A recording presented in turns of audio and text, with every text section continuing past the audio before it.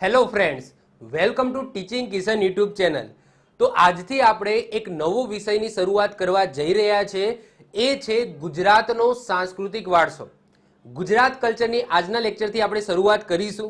ઘણા લાંબા સમયથી ઘણા બધા સ્ટુડન્ટની કોમેન્ટ્સ આવતી હતી કે સર તમે સાંસ્કૃતિક વારસો ચલાવો, કારણ કે રિસેન્ટલી જે એક્ઝામ્સ આવી છે એના સિલેબસની અંદર તમે જોશો તો ક્લિયર કટ તમને સાંસ્કૃતિક વારસાનો એક અલગ પોર્શન જોવા મળશે, જેની અંદર સાંસ્કૃતિક વારસાના ઘણા બધા ટોપિક્સ લખેલા છે। તો આ સિરીઝની અંદર હું સંપૂર્ણ ગુજરાતનો અને ઇવન ભારતના અમુક પોર્શન જે તમારા સિલેબસની અંદર આપેલા છે સાંસ્કૃતિક વારસાના, એ પણ હું કમ્પ્લીટ કરાવીશ। તો આજથી આપણે ગુજરાતની કલ્ચર, ગુજરાતનો સાંસ્કૃતિક વારસાની શરૂઆત કરીએ છીએ। હવે શરૂઆત કરીએ એ પહેલા હું તમને કહી દઉં કે ઘણા બધા સ્ટુડન્ટોને નથી ખબર હોતી કે આપણે ઓલરેડી આ બધા સબ્જેક્ટ ફ્રીમાં યુટ્યુબની અંદર ચલાવેલા છે। તો આપણે યુટ્યુબ ચેનલની પ્લેલિસ્ટ તમે જોશો તો એની અંદર મેં ગુજરાતની સંપૂર્ણ ભૂગોળ એડવાન્સ લેવલ મેપ દ્વારા સમજાવેલી છે, A1 ક્વોલિટીની। સાથે સાથે સંપૂર્ણ ભારતની ભૂગોળ પણ ચલાવેલી છે, એની પણ તમને પ્લેલિસ્ટ મળી જશે। સંપૂર્ણ બંધારણ 85 વિડીયોની અંદર મેં સંપૂર્ણ બંધારણ ચલાવેલું છે। તમે કોન્સ્ટેબલની તૈયારી કરતા હોય, પીએસઆઈની તૈયારી કરતા હોય, સુપર ક્લાસ 3 એસટીઆઈની તૈયારી કરતા હોય કે ઇવન ક્લાસ 1-2 ની પણ જો તૈયારી કરતા હોય તો આ બંધારણના લેક્ચર છે તમને 100% કામમાં લાગશે। એના પછી સામાન્ય વિજ્ઞાન, જનરલ સાયન્સ પણ મેં સંપૂર્ણ ચલાવેલું છે। હવે જો રિસેન્ટલી તમારી એક્ઝામના સિલેબસની અંદર તમે જોશો તો સાયન્સ એન્ડ ટેકનોલોજી લખેલું છે, તો એ સાયન્સ એન્ડ ટેકનોલોજીની અંદર આ જનરલ સાયન્સના અમુક ટોપિક છે એ મૂકેલા છે। જેમ કે તમે કોન્સ્ટેબલનું તમે સિલેબસ જુઓ તો એની અંદર સાયન્સના અમુક વિદ્યુત છે, આ છે, તે છે, તો એ બધા ટોપિક આપણે ઓલરેડી સામાન્ય વિજ્ઞાન, જનરલ સાયન્સની અંદર કરાવેલા છે। આ સિરીઝ જોજો, એની અંદર તમને એ બધા ટોપિક મળી જશે। તો સામાન્ય વિજ્ઞાન, જનરલ સાયન્સ મેં ઓલરેડી ચલાવેલું છે, જેની અંદર રસાયણ વિજ્ઞાન, ભૌતિક વિજ્ઞાન, જીવ વિજ્ઞાન અને બ્રહ્માંડ, આ બધી વસ્તુ આની અંદર મેં કવર કરાવેલી છે। બીજો જે આવે છે ટોપિક સાયન્સ એન્ડ ટેકનોલોજી, એ બાકી છે, તો એ આપણે એના પછી આપણે જ્યારે સાંસ્કૃતિક વારસો પૂરો થશે, આ નાનો એવો વિષય છે એ હું પૂરો કરીશ, એના પછી આપણે સાયન્સ એન્ડ ટેકનોલોજી ઉપર જઈશું। એના પછી સંપૂર્ણ ગણિત, એ પણ આપણી યુટ્યુબ ચેનલની અંદર ફ્રીમાં ચલાવેલું છે। સંપૂર્ણ રીઝનિંગ, આ પણ આપણી યુટ્યુબ ચેનલમાં ટોટલી ફ્રીમાં A to Z ચલાવેલું છે। ગુજરાતી વ્યાકરણની તો શું વાત કરું, 2 વખત ચલાવેલું છે, એડવાન્સ લેવલ ગુજરાતી વ્યાકરણ, સાથે સાથે મેં પહેલા પણ ગુજરાતી વ્યાકરણ ચલાવેલું છે, તો 2 વખત ગુજરાતી વ્યાકરણ ચલાવેલું છે, જેમાં એડવાન્સ લેવલ છે એ તમે હવે રિફર કરી શકો છો। એના પછી સંપૂર્ણ કમ્પ્યુટર, એ પણ આપણી યુટ્યુબ ચેનલની અંદર ફ્રીમાં ચલાવેલું છે। તો આ બધા વિષય તમને આપણી યુટ્યુબ ચેનલની અંદર ફ્રીમાં જોવા મળશે, એ પણ એ ક્વોલિટીના, એવું નહીં કે ફ્રીમાં છે એટલે ગમે તેવા, ના, A to Z ચલાવેલા છે, દરેક ટોપિક સમજાવેલા છે, તમે જોઈ શકો છો। જો તમને યુટ્યુબની અંદર નથી મળતા, પ્લેલિસ્ટમાં જાઓ છો અને તમને બહુ શોધવું પડે છે, તો તમે આપણી એપ્લિકેશન ડાઉનલોડ કરી શકો છો। આપણી એપ્લિકેશનની અંદર ફ્રી સ્ટડી મટીરિયલ અથવા તો ફ્રી વિડીયો કોર્સની અંદર ઉપર તમે ક્લિક કરશો તો આ બધા સબ્જેક્ટના તમને ફ્રીમાં વિડીયો જોવા મળશે આપણી એપ્લિકેશનની અંદર। બાકી તમે યુટ્યુબની અંદરથી પણ તમે પ્લેલિસ્ટમાં જઈને આ બધા સબ્જેક્ટ છે એ ફ્રીમાં તમે ભણી શકો છો। તો હું તમને કહી દઉં કે આ બધા સબ્જેક્ટ મેં ફ્રીમાં ચલાવેલા છે, ઓકે। અને આજથી આપણે ગુજરાતનો સાંસ્કૃતિક વારસો શરૂ કરવા જઈ રહ્યા છે। એમાં સૌથી પહેલો ટોપિક એ જોવાનો છે શિલ્પ અને સ્થાપત્ય કળા। તો જો સૌથી પહેલા આપણે ગુજરાતનો સાંસ્કૃતિક વારસો જોઈશું અને એના પછી આપણે ભારતનો સાંસ્કૃતિક વારસો જોઈશું। તમારા સિલેબસની અંદર જો હું તમારા સિલેબસ પણ હું બતાવી દઉં કે તમારો અભ્યાસક્રમ તમે જોશો તો પીએસઆઈ અને કોન્સ્ટેબલનો આ અભ્યાસક્રમ છે। ઇવન જે સીસી ની તૈયારી કરે છે, સીસી ગ્રુપ બી ની તૈયારી કરે છે, તો એની અંદર પણ સાંસ્કૃતિક વારસાના આ બધા ટોપિક જ છે। તો અભ્યાસક્રમ તમે જુઓ કે આ રીતના કંઈક અભ્યાસક્રમ આપેલો છે સાંસ્કૃતિક વારસાનો। તો હું વાંચું એક વખત, તો ભારત અને ગુજરાતનો સાંસ્કૃતિક વારસો લખેલો છે, એના પછી લખ્યું છે કળા સ્વરૂપો, સાહિત્ય, શિલ્પ, સ્થાપત્ય, સંગીત અને નૃત્ય ઇત્યાદિ। જો અહીંયા લખેલા જેટલા પણ ટોપિક છે આ બધા ટોપિક હું કરાવવાનો છું, ફ્રીમાં કરાવવાનો છું। આપણી યુટ્યુબ ચેનલની આ જે સિરીઝ આવશે એની અંદર સંપૂર્ણ આ બધા ટોપિક હું કવર કરાવીશ। ભારતીય જીવન પરંપરા, મેળા, ઉત્સવો, ખાણીપીણી, પોશાક અને પરંપરાઓ, એના પછી ગુજરાતના સંગ્રહ સ્થાનો, પુસ્તકાલય પ્રવૃત્તિ, સાંસ્કૃતિક, ધાર્મિક, સાહિત્યિક મહત્વ, એના પછી ગુજરાતની રંગભૂમિ જેની અંદર નાટકો, ગીતો, નાટ્ય મંડળીઓ, પછી આદિવાસી જનજીવન, આ તમારા માટે મોસ્ટ આઈએમપી છે, આ ટોપિક હું સંપૂર્ણ ડીપમાં કરાવીશ। આદિવાસી જનજીવન, એમના તહેવારો, આદિવાસીના પોતાના તહેવારો, એમના મેળા વિશે, અલગ મેળા છે, જો આ મેળા અલગ છે અને આ મેળા આદિવાસીના અલગથી હું મેળા ચલાવીશ. એના પછી પોશાકની વાત કરીશ, ધાર્મિક વિધિઓની વાત કરીશ. એના પછી ગુજરાતી સાહિત્ય, એમાં પ્રવાહો, વળાંકો, સાહિત્યકારો, સાહિત્યિક રચનાઓ અને સાહિત્યિક સંસ્થાઓ, આ ટોપિક પણ હું આની અંદર કવર કરાવીશ. અને ગુજરાતના તીર્થ સ્થાનો અને પર્યટન સ્થળો, આ ટોપિક પણ હું સંપૂર્ણ કરાવીશ. તો અહીંયા જેટલા પણ ટોપિક લખેલા છે એમાંથી ઓલમોસ્ટ બધા ટોપિક છે એ આ સિરીઝની અંદર કવર કરવામાં આવશે. તો જો તમે પીએસઆઈ કે કોન્સ્ટેબલનો તમે સિલેબસ જોશો તો એની અંદર સંપૂર્ણ આ જ રીતના તમારો સિલેબસ આપેલો છે અને આ જ રીતના આપણે જવાનું છે. તો આજના લેક્ચરની અંદર એટલે કે લેક્ચર નંબર 1 માં આપણે શું જોવાનું છે? તો આપણે જોવાનું છે શિલ્પ સ્થાપત્ય. શું જોવાનું છે? તો આપણે આ ટોપિક છે એ કવર કરવાનો છે જે 2 લેક્ચરમાં આવશે. તો શિલ્પ સ્થાપત્ય તમે જોશો કે ગુજરાતની અંદર ઘણા બધા શિલ્પ સ્થાપત્યો તમને જોવા મળશે. હિન્દુ ધર્મના જે રાજપૂત શાસકો આવ્યા હતા એમને પણ ઘણા બધા શિલ્પ સ્થાપત્યો સ્થાપ્યા છે. પછી જે મુસ્લિમ શાસકો આવ્યા હતા એમના દ્વારા પણ ઘણા બધા સ્થાપત્યો સ્થાપવામાં આવ્યા છે. એ બધા આપણે કવર કરીશું 2 લેક્ચરની અંદર. ક્લિયર? તો આ આપણો પહેલો લેક્ચર છે. તો પહેલા લેક્ચરની અંદર આપણે વાત કરવાની છે શિલ્પ સ્થાપત્ય કળાની. બીજી વસ્તુ કે જો શિલ્પ સ્થાપત્ય કળાની અંદર વાવ આવે, કિલ્લા આવે, તો મહેલ આવે, તો આ બધું પાછું અલગ લેક્ચરની અંદર જોઈશું. તો શિલ્પ સ્થાપત્ય કળાની અંદર આપણે વાવ આપણે કન્સિડર નહીં કરીએ. આની અંદર વાવ મેં નથી લીધી કારણ કે એનો હું અલગથી લેક્ચર બનાવીશ. આ જ સિરીઝની અંદર આવશે. મહેલનો અલગથી લેક્ચર આવશે, કિલ્લાઓનો અલગથી લેક્ચર આવશે. તો કિલ્લા, મહેલ, વાવ આની અંદર મેં લીધા નથી. સાથે સાથે જે કીધું ને તીર્થ સ્થાનો અને પર્યટન સ્થળો, તો એ પણ આની અંદર નથી લીધા. એનો પણ પાછો અલગથી લેક્ચર આવશે. ક્લિયર? તો એ બધા લેક્ચર અલગ આવશે. તો સાંસ્કૃતિક વારસામાં શિલ્પ અને સ્થાપત્ય આપણે પહેલા લેક્ચરની અંદર જોઈશું, જેમાં આપણે કિલ્લા એ અલગ લેક્ચર લઈશું, વાવ એનો પણ અલગ લેક્ચર લઈશું, સાથે સાથે મહેલ એનો પણ આપણે અલગ લેક્ચર લઈશું. એના પછી તીર્થ સ્થાનો અને પર્યટન સ્થળો પણ આ શિલ્પ સ્થાપત્યની અંદર મેં નથી લીધા કારણ કે આનો પણ અલગ લેક્ચર આવશે. કારણ કે બધું આપણે છૂટું છૂટું ભણવાનું છે. જે રીતના સિલેબસ આપેલો છે એ જ રીતના આપણે ભણવાનું છે. ક્લિયર? તો આપણે શિલ્પ સ્થાપત્યની શરૂઆત કરવા જઈ રહ્યા છે.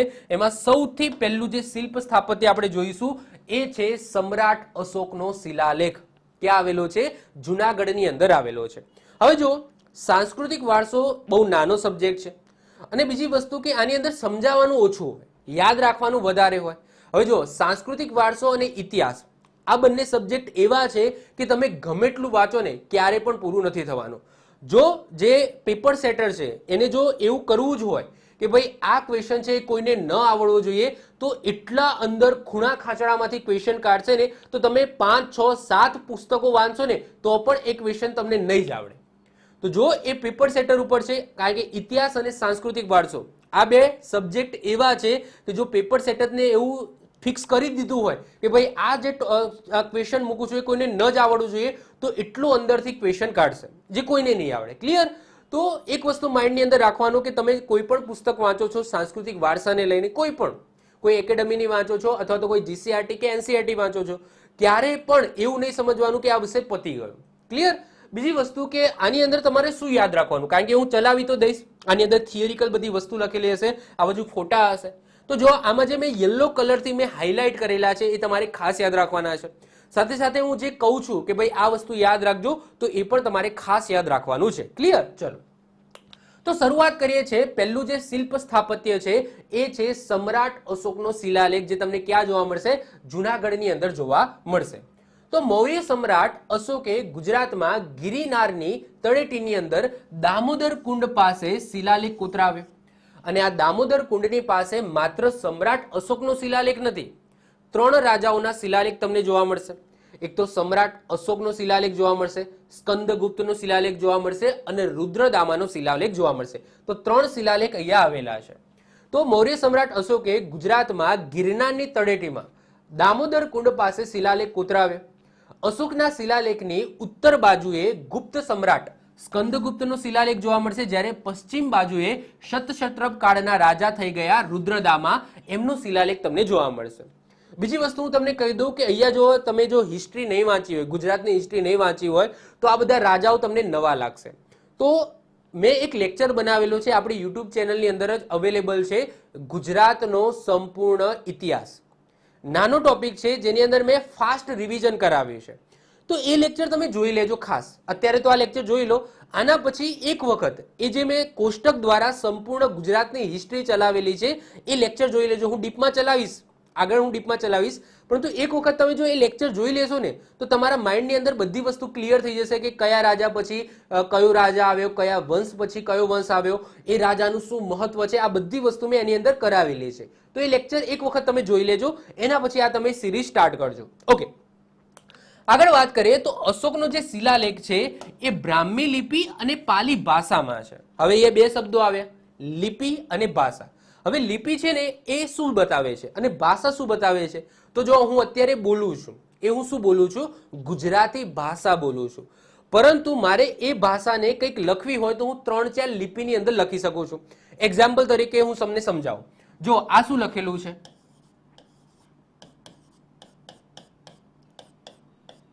ઓકે, હવે આને બોલવું હોય તો તમે કઈ રીતના બોલી શકો? 1, 2, 3. હવે નીચે લખ્યું છે એને પણ તમારે બોલવું હોય તો કઈ રીતના બોલી શકશો? 1, 2 અને 3. સાહેબ ફરક શું? તો જો બોલવામાં કઈ ફરક નથી. અહીંયા 1, 2, 3 લખ્યું છે, અહીંયા પણ 1, 2, 3 લખ્યું છે, પરંતુ કઈ લિપિમાં લખેલું છે? અંગ્રેજીમાં લખ્યું છે, અહીંયા રોમનમાં લખેલું છે. ક્લિયર? તો જો ભાષા છે ને એ કઈ રીતના બોલાય તો એ બોલવા ઉપર આધાર છે. જેમ કે હું ગુજરાતી બોલું છું, હિન્દી બોલું છું, ઇંગ્લિશ બોલું છું, આ ભાષા છે. પરંતુ તમે એ ભાષાને ઘણી બધી લિપિની અંદર લખી શકો છો. જેમ કે મેં આ ઉદાહરણ તરીકે તમને સમજાવ્યું કે આ 1, 2, 3 આ પણ 1, 2, 3 છે, પરંતુ અલગ અલગ લિપિની અંદર લખેલું છે. તો લિપિનો મતલબ થાય શૈલી, કે કઈ શૈલીની અંદર એ લખાયેલું છે, અને ભાષા એટલે કઈ ભાષામાં લખાયેલું છે. ક્લિયર? તો આઈ હોપ સો તમને લિપિ અને ભાષામાં ખ્યાલ આવી ગયો હશે. તો અશોકનો જે શિલાલેખ છે એ કઈ ભાષામાં લખાયેલો છે? પાલી ભાષામાં. પરંતુ જે લખવાની શૈલી છે એ કઈ શૈલી છે? તો બ્રાહ્મી લિપિ છે. ક્લિયર? ચલો, જ્યારે સ્કંદગુપ્ત અને રુદ્રદામાના જે શિલાલેખ છે એ બ્રાહ્મી લિપિ, લિપિ સેમ છે પરંતુ ભાષા કઈ છે? સંસ્કૃત છે. તો એટલું ખાલી યાદ રાખજો કે 3 રાજાઓના શિલાલેખ છે એમાં જે અશોકનો શિલાલેખ છે એ બ્રાહ્મી લિપિ અને પાલી ભાષામાં છે.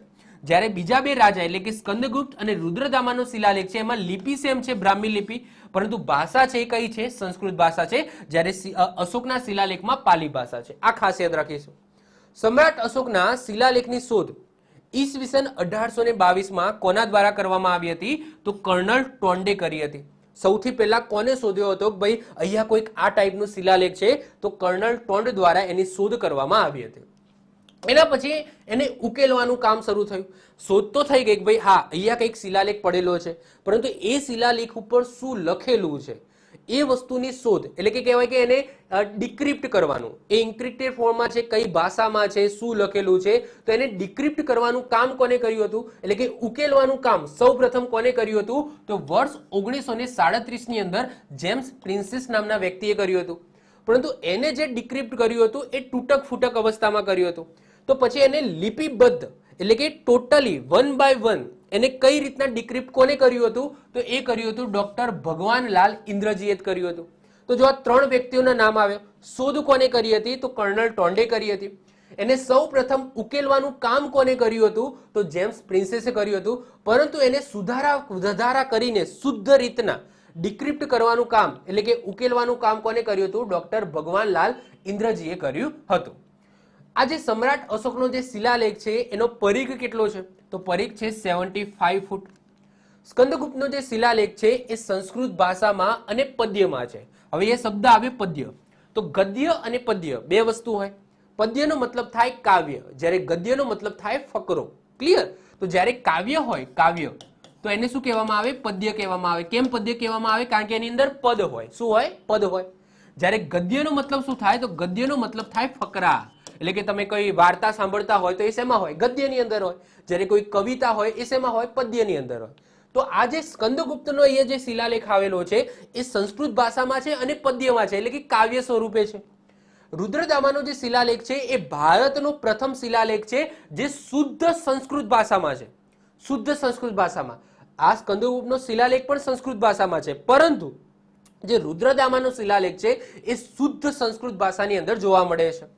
જૂનાગઢના ગિરનારની તળેટીમાં આવેલ સમ્રાટ અશોકના શિલાલેખમાં નૈતિક નિયમો આપેલા છે. આ શિલાલેખમાં સમ્રાટ અશોકે લોકોને હિંસાથી દૂર રહેવા, પ્રાણી માત્રનું કલ્યાણ, ઔષધીય વનસ્પતિનું વાવેતર કરવું તેમજ અરસપરસ સંપ કેળવવાના આદેશો આપેલા છે. આ બધી વસ્તુ શેમાં લખેલી છે? તો સમ્રાટ અશોકના શિલાલેખમાં લખેલી છે. આગળ વાત કરીએ સ્કંદગુપ્તના લેખમાંથી શું મળી આવે છે? તો સ્કંદગુપ્તના લેખમાંથી વૈષ્ણવ સંપ્રદાયના પ્રચારની માહિતી પ્રાપ્ત થાય છે. તેમજ સુદર્શન તળાવ, જેની વાત હમણાં આપણે કરીશું, તો સુદર્શન તળાવના કિનારે ચક્રધર વિષ્ણુ મંદિર બંધાવ્યું હોવાના પણ ઉલ્લેખ તમને સ્કંદગુપ્તના લેખમાંથી મળી આવે છે. જ્યારે વાત કરીએ રુદ્રદામાના, તો રુદ્રદામાના શિલાલેખમાંથી શું મળી આવે છે? તો શબ્દ વિદ્યા, અર્થ વિદ્યા, ગાંધર્વ વિદ્યા, ન્યાય વિદ્યા, યુદ્ધ વિદ્યા જેવી મહાવિદ્યાઓ તેમજ શિક્ષણ પદ્ધતિના 4 તબક્કા. કયા કયા? પારણ, જેનો મતલબ થાય ધ્યાનથી સાંભળવું. ધારણ, એનો મતલબ થાય યાદ રાખવું. વિજ્ઞાન, જેનો મતલબ થાય જિજ્ઞાસા વૃત્તિ. અને પ્રયોગ, જેનો મતલબ થાય વ્યવહારમાં વિનિયોગ. તો આ જે 4 તબક્કા છે શિક્ષણના, એનો ઉલ્લેખ તમને ક્યાં જોવા મળે છે? તો રુદ્રદામાના શિલાલેખની અંદર જોવા મળે છે. તો 3 શિલાલેખો જે જુનાગઢમાં ગિરનારની તળેટીમાં દામોદર કુંડ પાસે તમને જોવા મળશે. 3 રાજાઓ, 3 રાજાઓનો જે શિલાલેખ છે એ કઈ ભાષા અને કઈ લિપિમાં છે, અને 3 રાજાઓના શિલાલેખમાંથી આપણને શું જ્ઞાન મળે છે, આટલી વસ્તુ આપણે ખાસ યાદ રાખવાની છે. આમાંથી જો ડીપમાં ક્વેશ્ચન પૂછાશે તો પણ તમને આવડશે. આટલું મેં થોડું ડીપમાં લઈ લીધું છે, કારણ કે જો હવે તમે તૈયારી કરો છો, એવું ભલે તમે ક્લાસ 3ની તૈયારી કરતા, હવે એવું નથી રહ્યું. તમને બહુ અંદરનું પૂછાશે, થોડું ડીપમાં જશે. હવે જે પહેલા એવું પૂછાતા હતા કે ભાઈ ભારતના પ્રથમ ગવર્નર કોણ હતા, ભારતના પ્રથમ મહિલા ગવર્નર કોણ બન્યા હતા, એવું હવે નહીં પૂછાય. હવે થોડું તમને ડીપમાં લઈ જશે, થોડું અંદરનો ક્વેશ્ચન તમને પૂછશે. તો મેં અહીંયા જે સાંસ્કૃતિક વારસો લીધો છે એ થોડું ડીપમાં, વધારે ડીપમાં નહીં, પરંતુ થોડું ડીપમાં, જે તમારી એક્ઝામ લક્ષી હોય, પૂછાઈ જાય એવું હોય એ ટાઈપનું મેં આની અંદર લીધું છે. ક્લિયર? ચલો, એના પછી નેક્સ્ટ વાત કરીએ દામોદર કુંડ. તો હમણાં જે આપણે વાત કરી ને કે ભાઈ ગિરનારની તળેટીમાં દામોદર કુંડની પાસે આ શિલાલેખો આવેલા છે, તો એ દામોદર કુંડની વાત કરીએ કે દામોદર કુંડ શું છે?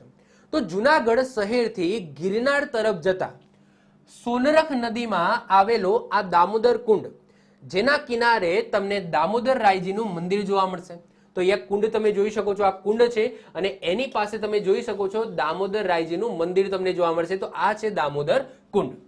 પૌરાણિક કથા બ્રહ્માજી યાજ્ઞાથી દામોદર કુંડની અંદર ગંગાજીનો વાસ છે એવું કહેવાય છે. એવી પૌરાણિક કથા છે કે બ્રહ્માજીની યાજ્ઞાથી આ દામોદર કુંડની અંદર કોનો વાસ છે?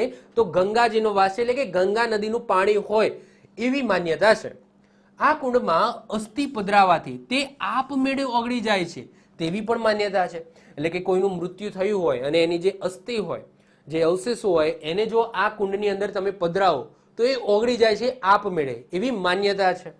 ભક્ત કવિ નરસિંહ મહેતા, તો નરસિંહ મહેતા સાથે પણ આ દામોદર કુંડ સંકળાયેલું છે. કઈ રીતના?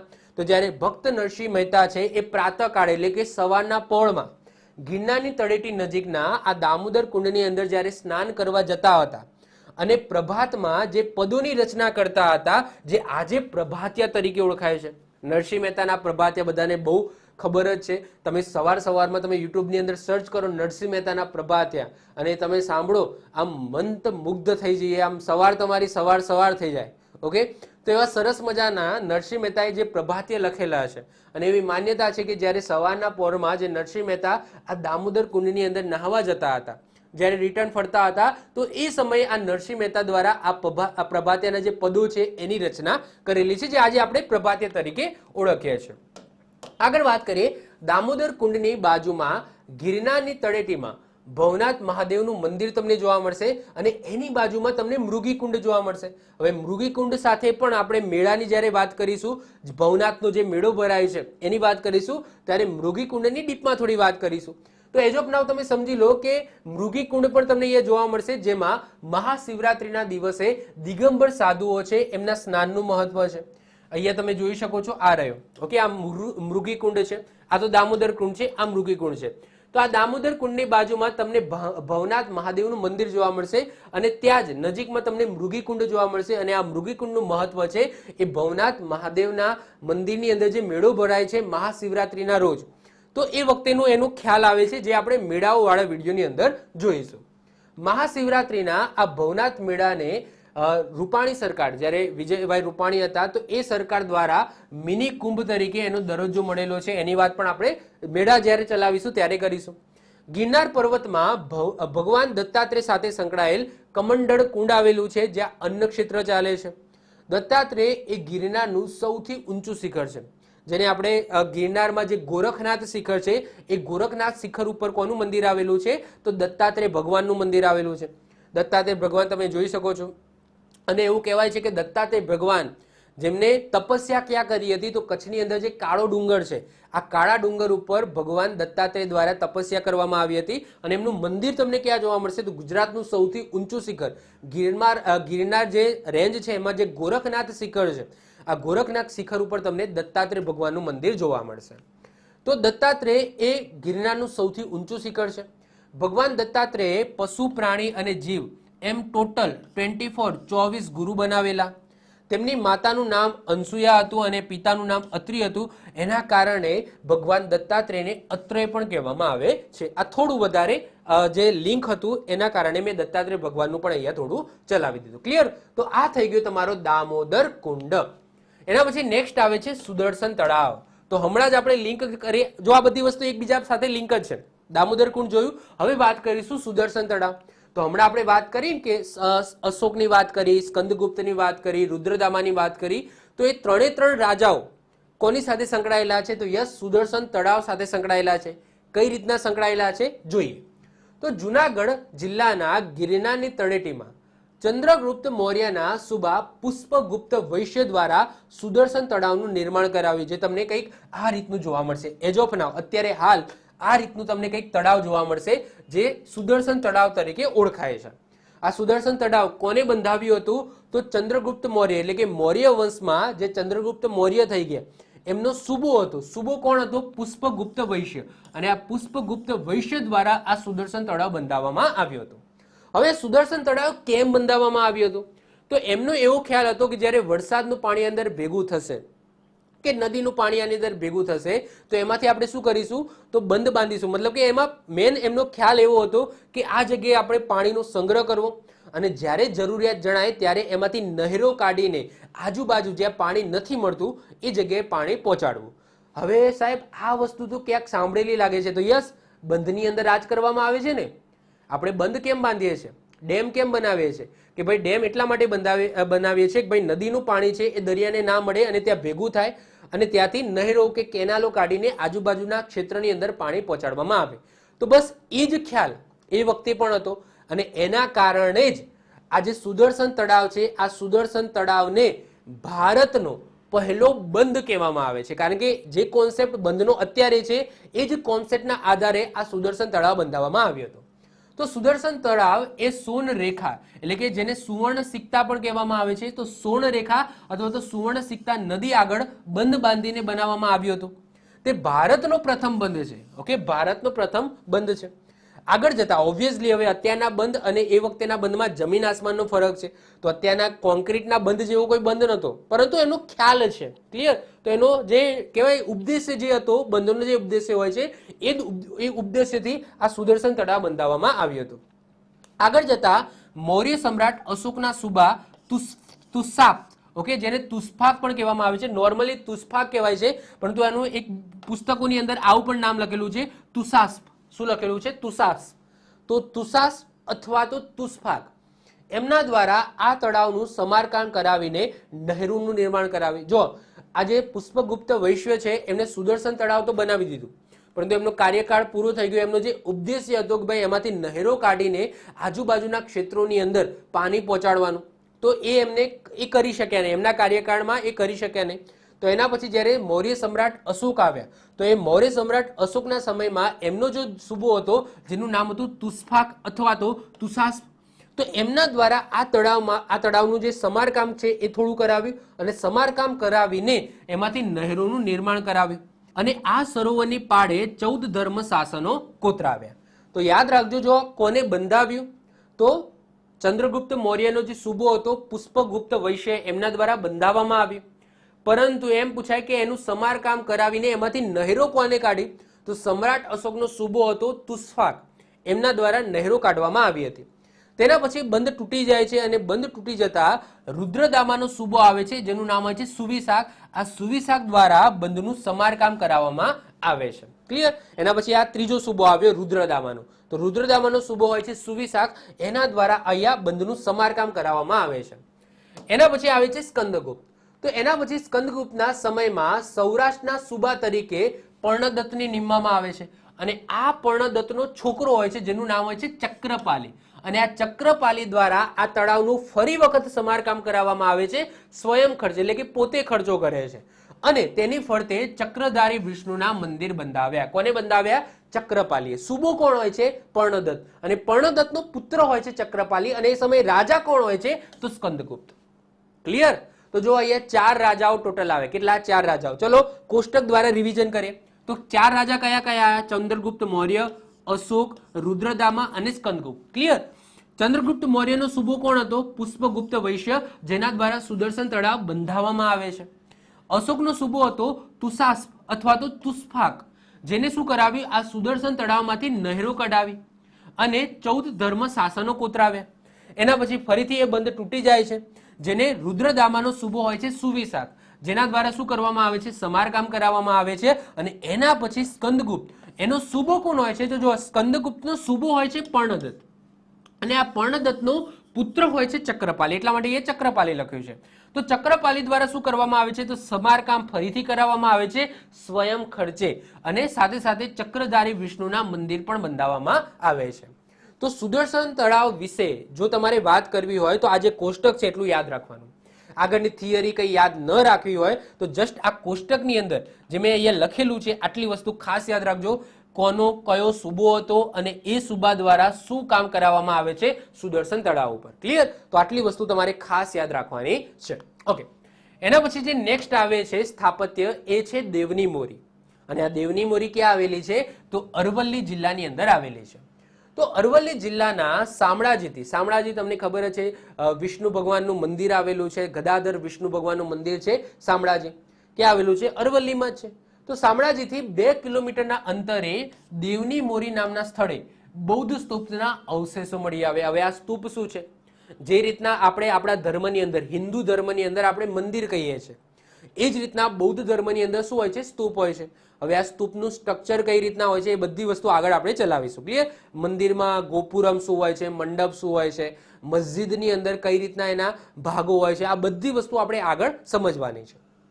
તો બૌદ્ધ સ્તૂપના અવશેષો મળી આવ્યા. જો સ્તૂપ કંઈક આવું દેખાય છે. ઓકે, સ્તૂપ કંઈક આવું દેખાય છે જે થોડું મંદિરથી અલગ હોય છે. અહીંથી ટેરાકોટા. હવે આ ટેરાકોટા શું છે? જેને ઇંગ્લિશમાં ફાયર ક્લે કહેવામાં આવે અને આપણી ભાષામાં કહીએ તો અગ્નિજીત માટી. તો ટેરાકોટા એટલે બીજું કંઈ જ નહીં, અગ્નિજીત માટી તમે કહો અથવા તો ઇંગ્લિશમાં તમે ફાયર ક્લે કહી શકો છો. તો ટેરાકોટાની બનેલી બુદ્ધની મૂર્તિઓ પણ મળી આવી, જે શેની બનેલી હતી? ટેરાકોટા. હવે ટેરાકોટા એટલે માટીની હતી, પરંતુ કેવી માટી? અગ્નિજીત માટીની બનેલી હતી. હવે આ દેવની મોરી બૌદ્ધ સ્તૂપનું નિર્માણ કોને કરાવ્યું હતું? તો રુદ્રસેન ત્રીજા દ્વારા કરાવવામાં આવ્યું હતું. અને આ જે દેવની મોરી છે એને બીજા કયા નામે પણ ઓળખવામાં આવે છે? તો ભોજરાજ ટેકરાના નામે ઓળખવામાં આવે છે. ખાસ યાદ રાખજો, એક્ઝામની અંદર પૂછાય કે દેવની મોરી છે એ બીજા કયા નામે ઓળખવામાં આવે છે? તો ભોજરાજ ટેકરા તરીકે ઓળખવામાં આવે છે. અને કોને બંધાવ્યું હતું? તો રુદ્રસેન ત્રીજા દ્વારા બંધાવવામાં આવ્યું હતું. અહીંથી અવશેષોને, અહીંયા જે અવશેષો મળ્યા છે જે છૂટા હતા, એટલે કે જે ડાયનેમિક હતા, ઓકે, સ્ટેટિક નતા, મતલબ કે અહીંયા જો ઓબ્વિયસલી આ વસ્તુ તો એક્ઝિસ્ટ કરે છે દેવની મોરીમાં અત્યારે તમે જશો ત્યારે. અને એવું કહેવાય છે કે જ્યારે એ હતું, એક્ઝિસ્ટ કરતું હતું ભૂતકાળની અંદર, ત્યારે એનું સ્ટ્રક્ચર કંઈક આવું હશે, કારણ કે જે અવશેષો મળ્યા એના ઉપરથી આકૃતિ બનાવવામાં આવી 3D, અને એવું કહેવાય છે કે આ ટાઈપનું એ વખતે સ્ટ્રક્ચર હશે. હવે અહીંયાથી જે છૂટક એટલે કે જે અલગ થઈ શકે એવા જે અવશેષો મળ્યા એને અહીંયા રાખવામાં નથી આવ્યા. ક્યાં લઈ જવામાં આવ્યા છે? તો વડોદરાની અંદર મહારાજા સયાજીરાવ યુનિવર્સિટીની અંદર જે સંગ્રહાલય આવેલું છે તો ત્યાં સાચવવામાં આવે છે, એટલે કે ત્યાં લઈ જવામાં આવ્યા છે. દેવની મોરી સ્થળે અનેક ભિક્ષુકોનો વસવાટ એટલે કે વિહાર પણ હતો એવી માન્યતા છે. અને વડાપ્રધાન નરેન્દ્રભાઈ મોદી, એટલે કે આજે વડાપ્રધાન છે, એ વખતે તો સીએમ હતા, તો વડાપ્રધાન નરેન્દ્રભાઈ મોદીએ આ સ્થળે બૌદ્ધ સ્મારક બનાવવાની પણ જાહેરાત એમને કરેલી. એના પછી 5મા નંબરે જે શિલ્પ સ્થાપત્ય આવે છે એ છે રુદ્ર મહાલય. અને રુદ્ર મહાલય ક્યાં આવેલું છે? તો બધાને ખબર છે પાટણની અંદર આવેલું છે. હવે નામથી આપણને શું જાણવા મળે છે? રુદ્ર મહાલય. તો અવશેષોથી આપણે કહી શકીએ કે અહીંયા શિવ ભગવાનનું મંદિર હતું, જે અત્યારે અવશેષો જ છે. હવે કહેવાય છે કે ભાઈ મૂળરાજ સોલંકી, આ મૂળરાજ સોલંકીના સમયમાં આ રુદ્ર મહાલય બનવાની શરૂઆત થઈ હતી. જે બીજા રાજા એટલે કે સિદ્ધરાજ સોલંકી, આ સિદ્ધરાજ જયસિંહ એટલે કે સિદ્ધરાજ સોલંકી વંશની અંદર પ્રતાપી રાજા થઈ ગયા સિદ્ધરાજ જયસિંહ, એમના સમયમાં આ રુદ્ર મહાલયનું કામ પૂર્ણ થાય છે. તો તમે વિચાર કરી શકો છો કે અત્યારે જો આ અવશેષો છે, આના ઉપર ઘણા બધા આક્રમણો થયા છે, ઘણું બધું આની અંદર તોડી પાડવામાં આવ્યું છે. જે મુસ્લિમ શાસકો છે એ આવ્યા હતા ત્યારે, તો આટલા અવશેષો છે, તો વિચાર કરી શકો છો કે એક આખો રાજા બદલાઈ જાય છે. મૂળરાજ સોલંકીના સમયમાં શરૂ થાય છે, સિદ્ધરાજ જયસિંહના સમયમાં એ પૂર્ણ થાય છે. તો કેટલું મોટું હશે, કેટલું ભવ્ય હશે, કેટલું વિશાળ હશે. અને એવું કહેવાય છે કે આ ભારતની પ્રથમ બહુમાળી ઇમારત છે, એટલે કે એક કરતા વધારે માળની હોય એવી ઇમારત હતી. તો અહીંયા તમે જોઈ શકો છો આ ટાઈપના અવશેષો જોવા મળશે. અહીંયા મંદિરના અવશેષો જોવા મળશે, અહીંયા રુદ્ર મહાલય, આ ટાઈપના અવશેષો જોવા મળશે. આ થોડું ક્લોઝઅપ વ્યૂ છે. તો જુઓ, શિવ ભગવાનનું મંદિર એ વખતે બનાવવામાં આવ્યું હતું. તો અત્યારે તો અવશેષો છે, કારણ કે ઘણા બધા આક્રમણ થયેલા છે. આ અવશેષો સ્વરૂપે જ આપણને આટલું જોવા મળે છે. તો રુદ્ર મહાલયનું બાંધકામ સોલંકી વંશના રાજા મૂળરાજ સોલંકી દ્વારા પાટણ જિલ્લાના સિદ્ધપુરમાં સરસ્વતી નદીના કિનારે કરાવેલું હતું. પરંતુ મૂળરાજ સોલંકીના સમયમાં આ રુદ્ર મહાલયનું કામ પૂર્ણ થઈ શક્યું નહીં. મંદિરમાં દેવ પ્રતિષ્ઠા મૂળરાજ સોલંકીના સમયમાં જ થઈ હતી. ભલે આ મંદિર પૂર્ણ નહોતું થયું, જે રીતના અત્યારે તમે જુઓ કે અયોધ્યાની અંદર રામ મંદિર બન્યું, હજુ ઉપરનો માળ બાકી હતું, તો પણ રામ મંદિરની અંદર આપણે ભગવાન શ્રી રામની પ્રાણ પ્રતિષ્ઠા કરી દીધી છે. તો એવી જ કંઈક કથા અહીંયાથી પણ મળી આવે છે કે ભલે મૂળરાજ સોલંકીના સમયમાં આ રુદ્ર મહાલયનું કામ સંપૂર્ણ પૂર્ણ નહોતું થયું, પરંતુ મૂળરાજ સોલંકી દ્વારા અહીંયા ભગવાનને એટલે કે દેવ પ્રતિષ્ઠા છે એ કરી દેવામાં આવી હતી. આપણને એવું કઈ રીતના ખબર પડે?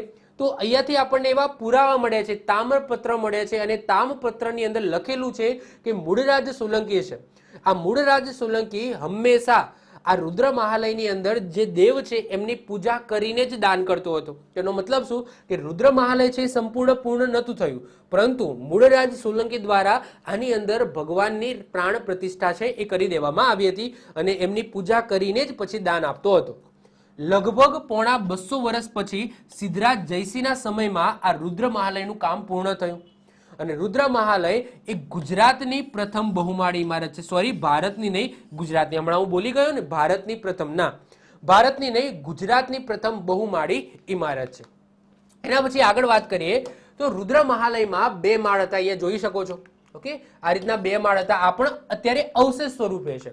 તો રુદ્ર મહાલયની અંદર 2 માળ હતા અને તેની ઊંચાઈ 150 ફૂટની છે. રુદ્ર મહાલયના અવશેષ પરથી મહાલય 300 ફૂટ લાંબુ તથા 230 ફૂટ પહોળા મંદિરના આંગણની વચ્ચે 2 કે 3 માળનું મંદિર હતું એવું આપણને જાણવા મળે છે. આવું કઈ રીતના જાણવા મળ્યું? અહીંયા મળેલા અવશેષો પરથી આપણને જાણવા મળ્યું. તેમજ આ મંદિરની સામે 50 ફૂટનો ચોરસ સભા મંડપ હતો. આ સભા મંડપની ચારે દિશામાં 4 દરવાજા હતા, અને રુદ્ર મહાલયનો ધ્વંસ અલાલુદ્દીન ખિલજીએ કર્યો હતો. ઓકે, ધ્વંસનો મતલબ થાય વિધ્વંસ, તોડમફોડ. કોને કર્યું હતું? તો અલાલુદ્દીન ખિલજી દ્વારા કરવામાં આવ્યું હતું. તો રુદ્ર મહાલયમાંથી આપણે શું યાદ રાખીશું? સૌથી પહેલા કોને રુદ્ર મહાલય બનાવવાની શરૂઆત કરી? મૂળરાજ સોલંકી. કોના સમયમાં પૂર્ણ થયું? સિદ્ધરાજ જયસિંહના સમયમાં પૂર્ણ થયું. સાથે સાથે કોને એની અંદર મંદિર જ હતું? ઓકે, એ વખતે મંદિર હતું, શિવ ભગવાનનું મંદિર હતું. તો કોને પ્રાણ પ્રતિષ્ઠા કરી હતી? ઓકે, તો શું આવશે? મૂળરાજ સોલંકી આવશે. આ આપણે યાદ રાખજો, ભૂલથી સિદ્ધરાજ જયસિંહ લખી ના દેતા, કારણ કે આપણને માઇન્ડમાં એવું જ હોય કે ભાઈ સિદ્ધરાજ જયસિંહના સમયમાં પૂર્ણ થયું, તો પૂર્ણ થયા પછી જ પ્રાણ પ્રતિષ્ઠા થાય, તો એ ખોટું પડશે. તો મૂળરાજ સોલંકી છે એમના દ્વારા જ પ્રાણ પ્રતિષ્ઠા કરી દેવામાં આવી હતી. ક્લિયર? ચલો, એના પછી નેક્સ્ટ આવે છે જે શિલ્પ સ્થાપત્ય, એ છે સહસ્ત્રલિંગ તળાવ. જે ક્યાં આવેલું છે? તો એ પણ આવેલું છે પાટણની અંદર. તમે જોઈ શકો છો શું એનું શિલ્પ સ્થાપત્ય છે. અહીંયા સરસ મજાનું કુંડ તમને જોવા મળશે. આ ટાઈપની એક સરસ મજાની રચના તમને જોવા મળશે. અહીંયા નદીનું પાણી, આ 3 ગેટ બનાવવામાં આવે છે જેથી નદીનું પાણી આની અંદર એન્ટર થઈ શકે અને જાતે જ આ નદીનું પાણી સ્વચ્છ થાય, એવી અહીંયા એક સરસ મજાની સુવિધા કરવામાં આવી હતી. તો આ જે સહસ્ત્રલિંગ તળાવ છે, નામ છે સહસ્ત્રલિંગ, અને આ સહસ્ત્રનો મતલબ થાય 1000, લિંગનો મતલબ થાય શિવલિંગ. તો તો 1000 શિવલિંગોનું તળાવ એટલે જ નામ પડ્યું સહસ્ત્રલિંગ તળાવ. તો સાહેબ કેટલા શિવલિંગ આવેલા છે? તો આની ફરતે 1008 શિવાલય બંધાવવામાં આવ્યા હતા. કોને બંધાવ્યા હતા? તો સિદ્ધરાજ જયસિંહ દ્વારા બનાવવામાં આવ્યા હતા. સાહેબ સૌથી પહેલા યાદ રાખજો કે આ જે તળાવ છે એ સિદ્ધરાજ જયસિંહ પહેલા પણ દુર્લભ રાય દ્વારા બનાવવામાં આવ્યું હતું અને એ સમયે એનું નામ હતું દુર્લભ સરોવર. તો આ જે સહસ્ત્રલિંગ તળાવ છે આ દુર્લભ સરોવરનું જ રિનોવેશન કરીને આ સહસ્ત્રલિંગ તળાવ બનાવવામાં આવ્યું હતું. તો આ સરોવર મૂળ કોને બનાવડાવ્યું હતું? તો રાજા દુર્લભ રાય. આ કયા વંશના રાજા હતા? તો સોલંકી વંશના જ રાજા હતા. તો આ સરોવર મૂળ સોલંકી વંશના રાજા થઈ ગયા રાજા દુર્લભ રાય, એમના દ્વારા બનાવવામાં આવ્યું હતું, જેનું રિનોવેશન કરીને ઓકે સિદ્ધરાજ જયસિંહે આ સહસ્ત્રલિંગ તળાવ બનાવ્યું. રાજા દુર્લભરાય બનાવ્યું હતું એટલા માટે એ પહેલા કયા સરોવર તરીકે ઓળખાતું હતું? તો દુર્લભ સરોવર તરીકે એ ઓળખાતું હતું. તેમજ આ તળાવનો જીર્ણોદ્વાર એટલે રિનોવેશન.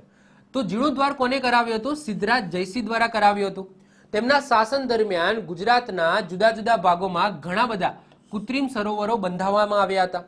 તેમાંથી ટેકનોલોજી અને સૌંદર્યની દ્રષ્ટિએ આ તળાવ ખૂબ જ મહત્વનું છે, ખૂબ જ ચડિયાતો છે.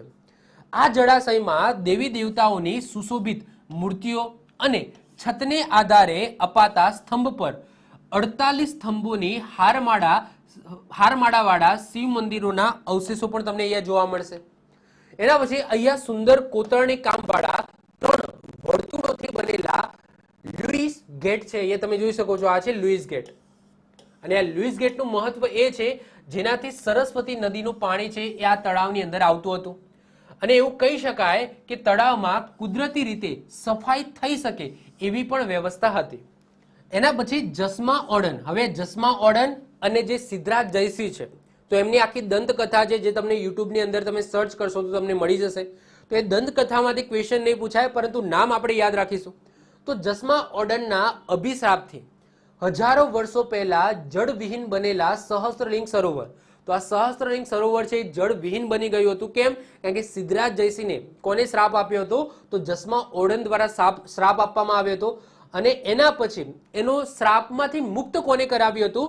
તો વણકર સમાજના વીર મેઘમાયા, જેમને પોતાના જીવનું બલિદાન આપીને ફરીથી એ શ્રાપમાંથી મુક્તિ મેળવીને આ જે સહસ્ત્રલિંગ સરોવર છે એને પાણીથી ભર્યા હતા. તો આ કથા છે, આ કથા તમને યુટ્યુબની અંદર તમે સર્ચ કરશો તો આ દંતકથા મળી જશે. ઓકે, તમે જોઈ શકો છો.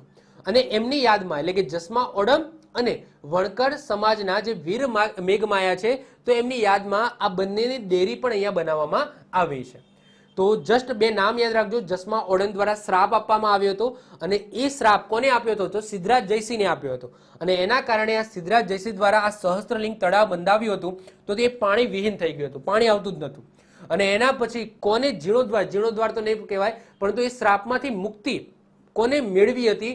તો વણકર સમાજના વીર મેઘમાયા, તો એમને પોતાના જીવનું બલિદાન આપીને એ શ્રાપમાંથી મુક્તિ દૂર કર્યા હતા, એ શ્રાપ દૂર કર્યો હતો. અને એના પછી આની અંદર પાણી છે એ છલોછલ ભરાયા હતા. ક્લિયર? અને એમની તમને ડેરી પણ જોવા મળશે. તો વીર મેઘમાયા અને સતી જસમા ઓડન, તો એમની ડેરીઓ પણ તમને સહસ્ત્રલિંગ તળાવના કિનારે જોવા મળશે.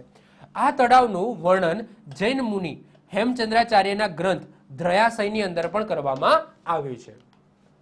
એના પછી જે નેક્સ્ટ સ્થાપત્ય આવે છે, જે સ્થાપત્યનો ઉત્તમ નમૂનો છે એવું મોઢેરાનું સૂર્ય મંદિર, જે તમને ક્યાં જોવા મળશે? મોઢેરા, મહેસાણા જિલ્લાની અંદર તમને જોવા મળશે. ઈસવીસન 1026-27માં જ્યારે ભીમદેવ પહેલા, સોલંકી વંશના જ રાજા હતા ભીમદેવ પહેલા, એમના દ્વારા મોઢેરાના સૂર્ય મંદિરનું નિર્માણ કરાવ્યું. કઈ નદીના કિનારે આવેલું છે? પુષ્પાવતી નદીના કિનારે આવેલું છે. આ પુષ્પાવતી નદી ક્યાંથી નીકળે છે? તો ઊંઝામાંથી નીકળે છે. તો આ પુષ્પાવતી નદીના કિનારે ભીમદેવ પહેલા દ્વારા મોઢેરા, મહેસાણા જિલ્લો, આજનો મહેસાણા જિલ્લો, તો મોઢેરાની અંદર મોઢેરાના સૂર્ય મંદિરનું નિર્માણ કરાવ્યું હતું. આ મોઢેરાની અંદર તમને જે આ સૂર્ય મંદિર જોવા મળે છે એની અંદર 3 ભાગ છે. એક તો ગર્ભગૃહ છે જ્યાં તમને સૂર્ય ભગવાનની મૂર્તિ જોવા મળશે, બીજું છે અંતરાલ અને ત્રીજું છે સભા મંડપ. મોઢેરાના સૂર્ય મંદિરનું નકશીકામ સોલંકી શૈલી એટલે કે નાગર શૈલીનું એક ભાગ છે. સોલંકી શૈલી એની અંદર થયેલું છે. તે પૂર્વાભિમુખ છે.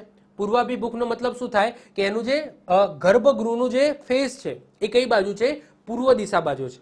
એટલે જ કહેવાય છે કે જ્યારે સૂરજ ઉગે છે તો એ સૂરજનો જે પ્રકાશ છે એ જે અંદર સૂર્ય ભગવાનની મૂર્તિ છે અને એની ઉપર તમને મણી જોવા મળશે. તો એ મણી ઉપર જ્યારે એ પ્રકાશ પડે છે તો ત્યાંથી પ્રકાશ છે એ પરાવર્તિત થઈને આખો જે ગર્ભગૃહ છે એ પ્રકાશથી ઝળહળી ઉઠે છે. તો તે પૂર્વાભિમુખ છે અને સૂર્યની 12 વિવિધ મૂર્તિઓ અંકિત અહીંયા કરેલી છે. મોઢેરાના સૂર્ય મંદિરનું પૂર્વ દિશામાં આવેલું પ્રવેશ દ્વાર એવી રીતે રચાયેલું છે કે સૂર્યનું કિરણ અંદર ગર્ભગૃહ સુધી રેલાઈને સૂર્યની પ્રતિમાના મધ્યમાં જે મણી છે આ મણી ઉપર પડતા સમગ્ર મંદિરનું જે ગર્ભગૃહ છે એ પ્રકાશથી ઝળહળી ઉઠે છે. વાત કરીએ આગળ તો મોઢેરાના સૂર્ય મંદિરની બહારના રામકુંડ અને સૂર્યકુંડ તમને જોવા મળશે. બહારના ભાગની અંદર તમને રામકુંડ અને સૂર્યકુંડ જોવા મળશે. આગળ વાત કરીએ જેની અંદર નાના નાના કુલ 108 મંદિરો તમને જોવા મળશે. કેટલા? 108. તમે એ જોઈ શકો છો આ મંદિરો છે, એ તમે જોશો ને તો આ તમને 108 આ રીતના નાના નાના તમને મંદિરો પણ આની અંદર જોવા મળશે. તો મોઢેરાના સૂર્ય મંદિરની બહાર રામકુંડ અને સૂર્યકુંડ આવેલા છે જ્યાં તમને નાના નાના કુલ 108 મંદિરો જોવા મળશે.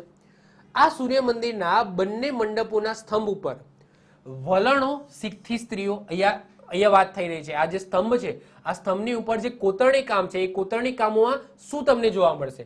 તો વલણો શીખતી સ્ત્રીઓ જોવા મળશે, પછી નટના ખેલો જોવા મળશે, નૃસિંહ અવતાર જોવા મળશે, સુભદ્રા હરણ જોવા મળશે, વરા અવતાર તમને જોવા મળશે, ઘોડાઓનો ખેલ જોવા મળશે, દંપતીનું જંગલી પશુઓ સાથેનું યુદ્ધ જોવા મળશે, 3 પાયાવાળું ટેબલ જોવા મળશે, દાઢીવાળા માનવની સિંહ સાથે કુસ્તી, 2 હાથ વડે હાથીને ઉચકતો માણસ, આવા બધા દ્રશ્યો છે એ આ મંદિરના સ્તંભ ઉપર કોતરાયેલા છે.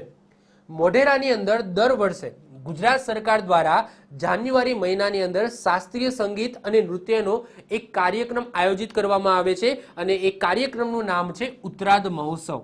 જો ગુજરાતની અંદર ઘણા બધા મહોત્સવ થાય છે, જેમ કે રણોત્સવ થાય, પતંગોત્સવ થાય છે, પછી અત્યારે જો ચાંપાનેરની અંદર પણ એક ઉત્સવ થાય છે, પછી તમે જોશો કે જે સાબરકાંઠાની અંદર જે જંગલો આવેલા છે જેને પોળોના જંગલો કહેવામાં આવે છે ત્યાં પણ મહોત્સવ થાય છે. તો આના ઉપર એક ડેડિકેટેડ લેક્ચર આવી જશે જેની અંદર આપણે ગુજરાતના બધા જ મોટા મોટા મહોત્સવની વાત કરીશું. વર્ષના જે દિવસે રાત અને દિવસ એક સરખા લાંબા હોય ત્યારે એટલે કે 20 માર્ચ 22 સપ્ટેમ્બરે ઉગતા સૂર્ય અને આથમતા સૂર્યના કિરણો સૂર્યનારાયણની મૂર્તિ ઉપર પડે છે. તો આ બધી એની ખાસિયતો છે આ મોઢેરાની અંદર જે સૂર્ય મંદિર આવેલી છે એની અંદર. તો કોઈક વખત તમે મહેસાણા આવો તો ખાસ કરીને આ મોઢેરાની અંદર જે સૂર્ય મંદિર આવેલું છે એની તમે મુલાકાત લેજો. એના પછી જે નેક્સ્ટ શિલ્પ સ્થાપત્ય આવે છે એ છે દેલવાડાના ડેરા. હવે દેલવાડાના ડેરા ક્યાં આવેલા છે? તો માઉન્ટ આબુમાં આવેલું છે અને માઉન્ટ આબુ ક્યાં આવેલું છે? રાજસ્થાનમાં આવેલું છે. તો તમે કહી શકો કે ભાઈ ગુજરાત અને રાજસ્થાનની બોર્ડર ઉપર તમને માઉન્ટ આબુ જોવા મળશે, પરંતુ શેની અંદર આવે છે? રાજસ્થાનની અંદર આવે છે, આજના રાજસ્થાનની અંદર આવે છે. તો માઉન્ટ આબુ ઉપર દેલવાડાના ડેરા જોવા મળશે અને કહેવાય છે કે દેલવાડાના ડેરાની અંદર જે પણ સરસ મજાનું નકશીકામ છે એવું આખું ગુજરાતમાં ક્યાંય નથી. એ ટાઈપનું નકશીકામ તમને આ દેલવાડાના ડેરાની અંદર જોવા મળશે. ચલો, તો દેલવાડાના ડેરા, જ્યારે પણ ડેરા શબ્દ આવે છે, દેલવાડા શબ્દ આવે છે તો એટલું સમજી લેવાનું કે આ જૈન ધર્મ સાથે ક્યાંક ને ક્યાંક સંકળાયેલું છે. તો દેલવાડાના ડેરા રાજસ્થાન રાજ્યના સિહોરી જિલ્લામાં માઉન્ટ આબુ ઉપર આવેલા છે. ધોળકાના શાસક વીર ધવલના જૈન મંત્રી વસ્તુપાલ અને તેજપાલ દ્વારા 11મી સદીમાં દેલવાડાના ડેરાઓનું નિર્માણ કરાવવામાં આવ્યું હતું, જેને લુણિક વસઈના નામથી ઓળખવામાં આવે છે. સાહેબ, આ લુણિક વસઈ આવું જ કેમ નામ રાખ્યું? તો એવું કહેવાય છે કે વસ્તુપાલ અને તેજપાલનો એક નાનો ભાઈ હતો જેનું નામ હતું લુણી, અને એ લુણી એનું મૃત્યુ થઈ ગયું હતું કોઈ કારણોસર. તો એમની યાદમાં અથવા તો એમના નામ ઉપર વસ્તુપાલ અને તેજપાલ દ્વારા આજે ધોળકાના જે શાસક વીર ધવલના મંત્રી હતા, જૈન મંત્રી હતા વસ્તુપાલ અને તેજપાલ, તો એમના દ્વારા જે આ દેલવાડાના ડેરા બનાવવામાં આવ્યા તો એનું નામ રાખવામાં આવ્યું લુણિક વસઈ. ક્લિયર? અહીં વસ્તુપાલની પત્ની લલિતા દેવી અને તેજપાલની પત્ની અનુપમા દેવીની યાદમાં અહીંયા દેરાની જેઠાણીના ગોખલા પણ તમને જોવા મળશે. તો એ જે વસ્તુપાલ અને તેજપાલ નામ આવ્યું ને, તો આ વસ્તુપાલની પત્ની હતી લલિતા દેવી અને તેજપાલની પત્ની હતી અનુપમા દેવી, અને એમની યાદમાં અહીંયા દેરાણી જેઠાણીના ગોખલા પણ તમને આ દેલવાડાના ડેરાની અંદર જોવા મળશે. આ પત્નીઓના નામ ખાસ યાદ રાખજો, મિક્સ ના થઈ જાય. ઓકે, અહીંયા મેં એક ટ્રીક આપું છું, એ પણ તમે ટ્રીક અપનાવીને તમે યાદ રાખી શકો છો. વસ્તુની લલિતા અનુપમ તેજ. શું? વસ્તુની લલિતા અનુપમ તેજ. આ યાદ રાખવાની ટ્રીક છે, જેનાથી તમે વસ્તુપાલની પત્ની અને તેજપાલની પત્નીના નામ યાદ રાખી શકો છો. આ દેરાસરને આરસપાણ પર કોતરેલી કવિતાનું પણ બિરુદ મળેલું છે, જેના સ્થાપત્યકાર કોણ હતા? શોભનદેવ હતા. ઓકે, આ પૂછાય કે દેલવાડાના દેરાના સ્થાપત્યકાર કોણ હતા? તો સ્થાપત્યકાર હતા શોભનદેવ. કોણ હતા? શોભનદેવ. અને આ જે દેલવાડાના દેરા છે એને એક બિરુદ મળેલું છે. શું બિરુદ મળેલું છે? તો આરસપાણ પર કોતરાયેલી કવિતા. શું? આરસપાણ પર કોતરાયેલી કવિતાનું બિરુદ મળેલું છે આ દેલવાડાના દેરાને. આગળ આપણે વાત કરીએ કે આ દેલવાડાના દેરામાં વિમલ વસઈ તમને જોવા મળશે. વિમલ મંત્રીની હમણાં આપણે વાત કરીશું. ભીમદેવ પહેલાના મંત્રી હતા, વિમલ મંત્રી. તો એમના દ્વારા પણ અહીંયા સ્થાપત્ય કરવામાં આવ્યું છે. તો આ જ દેલવાડાના દેરાની અંદર તમને વિમલ વસઈ પણ જોવા મળશે. પછી શ્રી ઋષભદેવજી, શ્રી પ્રાશ્વનાથ, શ્રી મહાવીર સ્વામી. આ તમે જોઈ શકો, ઋષભદેવ એ પહેલા જૈન ધર્મના તીર્થકર છે, પાર્શ્વનાથ એ પણ તીર્થકર છે, મહાવીર સ્વામી એ છેલ્લા તીર્થકર છે, અને શ્રી કુરુનાથ સ્વામી વગેરેના મંદિરો તમને જોવા મળશે. વિમલ વસઈનું નિર્માણ ભીમદેવ પહેલાના મંત્રી વિમલ મંત્રી દ્વારા ભગવાન આદિનાથનું મંદિર બનાવવામાં આવ્યું હતું, જેના શિલ્પકાર કોણ હતા? સોમપુરા હતા. કોણ હતા? સોમપુરા. કન્ફ્યુઝ ના થતા. જો આ જે દેલવાડાના દેરા છે, આ દેલવાડાના દેરાની અંદર ઘણા બધા સ્થાપત્યો આવેલા છે. તો એમાં જે મેન મુખ્ય જે દેલવાડાના દેરાનું જે સ્થાપત્ય છે એ કોને બંધાવ્યું હતું? વસ્તુપાલ અને તેજપાલ. જેમના શિલ્પકાર કોણ હતા? સ્થાપત્યકાર કોણ હતા? તો શોભનદેવ હતા. જ્યારે અહીંયા વાત થાય છે કે આ જ દેલવાડાના દેરાની અંદર તમને વિમલ વસઈ પણ જોવા મળશે. અને આ વિમલ વસઈ એનું નિર્માણ કોને કરાવ્યું હતું? તો ભીમદેવ પહેલાના મંત્રી હતા, વિમલ મંત્રી, એમના દ્વારા કરાવવામાં આવ્યું હતું. અને એના જે શિલ્પકાર છે એ કોણ હતા? તો સોમપુરા હતા. ક્લિયર? યાદ રાખીશું. દેલવાડાના દેરાના ભવ્ય સ્થાપત્ય રીતે ઓશો રજનીશ, ઓશોને બધા ઓળખતા જ હશો, બહુ ફેમસ વ્યક્તિ છે. તો ઓશો, ઓકે, એ એમની વિચારધારા માટે બહુ પ્રખ્યાત છે. અત્યારે એક્ઝિસ્ટ નથી કરતા, અત્યારે મૃત્યુ પામે છે. પરંતુ ઓશો જે એમની વિચારધારા માટે પ્રખ્યાત છે, એમને યુએસએ ગયા હતા, યુએસએમાં પોતાની સંસ્થા સ્થાપી હતી. તો એમના વિશે જો તમે વધારે જાણશો, ઓકે, યુટ્યુબની અંદર તમે સર્ચ કરશો તો વધારે તમને જોવા મળશે. એ મુખ્ય રીતે એ આખું જે નજરિયો છે એમનો અલગ હતો અને એમની વિચારધારા અલગ હતા, એમના માટે એ ઓળખાતા હતા. તો દેલવાડાના દેરાના ભવ્ય સ્થાપત્ય વિશે ઓશો રજનીશે કહ્યું છે કે તાજમહેલ એક સાદી સળંગ ઇમારત છે, તે દેલવાડાના મંદિરોની સરખામણીએ કાંઈ જ નથી. પણ સાચી વાત છે. તમે જુઓ, તાજમહેલ છે એની અંદર કોઈ કોતરણી કામ તમને નહીં જોવા મળે. જ્યારે તમે આ દેલવાડાના દેરાની અંદર તમે જશો ને તો આની અંદર એટલું ઝીણવટ ભર્યું કોતરણી કામ છે, તો આપણને એવું થાય કે કેટલા સમય લાગ્યો હશે આવું કોતરણી કરવામાં. તો આ દેલવાડાના મંદિરોની સરખામણી કાંઈ જ નથી. અંગ્રેજ શાસક રાજા જોર્જ પંચમે દેલવાડાના દેરાની મુલાકાત લઈને એવું કહ્યું હતું કે જો તમે દેલવાડાના દેરા નથી જોયા તો તમે ભારતમાં ઘણું બધું નથી જોયું. ભારતના તમને ત્યાં જ દર્શન થશે. એટલે કે જો તમે અહીંયા દેલવાડાના દેરા તમે જોશો તો ભારતની જે શિલ્પકલા છે એના દર્શન તમને અહીંયા જ થશે. અને જો તમે આ દેલવાડાના દેરા નથી જોયા તો તમે ભારતની અંદર કંઈ જ નથી જોયું. તો એવા સરસ મજાના આ દેલવાડાના દેરા તમને જોવા મળશે આબુની અંદર. તો જ્યારે પણ તમે આબુ જાઓ છો તો ખાલી મજા માણવા ના જતા, એક વખત આ દેલવાડાના દેરા છે એની ખાસ અચૂક મુલાકાત તમે લેજો.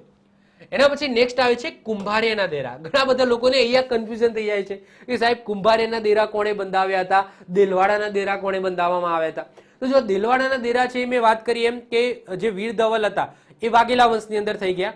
તો જે વીર ધવલ હતા તો એમના જે મંત્રી હતા વસ્તુપાલ અને તેજપાલ, તો એમના દ્વારા આબુની અંદર દેલવાડાના દેરા બંધાવવામાં આવ્યા હતા. જ્યારે એ વાત થાય કુંભારિયાના દેરા, તો આ કુંભારિયાના દેરાની અંદર મેન રોલ કોનો છે? તો વિમલ મંત્રીનો છે. ક્લિયર? અને આ કુંભારિયાના દેરા આપણા ગુજરાતની અંદર છે. ગુજરાતમાં ક્યાં છે? તો બનાસકાંઠાના દાંતાની અંદર તમને જોવા મળશે કુંભારિયાના દેરા. હવે આ કુંભારિયાના દેરા એવું કેમ કહેવામાં આવે છે? કારણ કે કુંભારિયા નામના ગામની અંદર છે. અને આ કુંભારિયા નામનું ગામ છે એ કોણે વસાવ્યું હતું? તો મેવાડના રાજા હતા, રાજા કુંભા. અને આ રાજા કુંભા દ્વારા અહીંયા કુંભારિયા ગામ બંધાવ્યું હતું. અને આ કુંભારિયા ગામની અંદર જ આ દેરા આવેલા છે, એટલા માટે આને કુંભારિયાના દેરા કહેવામાં આવે છે. કુંભારિયાના દેરાની શૈલી દેલવાડાના દેરાને મળતી આવે છે. વિમલ મંત્રીની પત્ની સુમંગલા દેવી અંબાજી માતાના ભક્ત હતા, આથી તેમના તપોબળથી આ દેરાઓનું નિર્માણ કરવામાં આવ્યું હતું. તો જો કોઈક જગ્યાએ જો સૌથી પહેલો પ્રેફરન્સ આપણે કોને આપીશું? સુમંગલા દેવીને આપીશું કે ભાઈ આ દેલવાડ કુંભારિયાના દેરા છે એ કોણે બંધાવ્યા? તો આન્સર આવશે સુમંગલા દેવી. પરંતુ સુમંગલા દેવી નથી હોતી તો આપણે આન્સર શું લખી લઈશું? વિમલ મંત્રી લખી લઈશું. વિમલ મંત્રી કોણ હતા? તો ભીમદેવ પહેલાના મંત્રી હતા. તો ભીમદેવ પહેલાના ભીમદેવ પહેલાના મંત્રી હોય છે વિમલ મંત્રી, અને એમની વાઈફ એમની પત્ની હોય છે જેમનું નામ હોય છે સુમંગલા દેવી. અને આ સુમંગલા દેવી છે એ અંબાજી માતાના અંબે માતાના ભક્ત હોય છે, અને એમના ભક્તિના તપોબળથી એવું કહેવાય છે કે આ કુંભારેના દેરા છે એનું નિર્માણ કરવામાં આવ્યું હતું. આ દેરાના નિર્માણ બાદ માતાજીનો શ્રાપ લાગ્યો. આની પણ આખી કથા છે જે તમને યુટ્યુબમાં જોવા મળશે, જેનું તમારા સિલેબસ જોડે કઈ મહત્વનું નથી, એટલે કે તમને એક્ઝામની અંદર એવું નહીં પૂછાય. પરંતુ આ જે દેરા છે આનું નિર્માણ થઈ ગયું. એના પછી અંબે માતાના શ્રાપથી અહીંયા ટોટલ 105 દેરાઓ હતા, એટલે કે દેરાશયો હતા. અને આ 105 માંથી 100 દેરાઓ છે એ ભસ્મ એટલે કે બળીને રાખ થઈ ગયા. તો અત્યારે તમે જશો તો માત્ર તમને 5 દેરાઓ જોવા મળશે. તો એવું કહેવાય છે કે જ્યારે આ કુંભારેના દેરા બન્યા હતા તપોબળથી, કોના? સુમંગલા દેવીના તપોબળથી, ત્યારે ટોટલ 105 દેરાઓ હતા.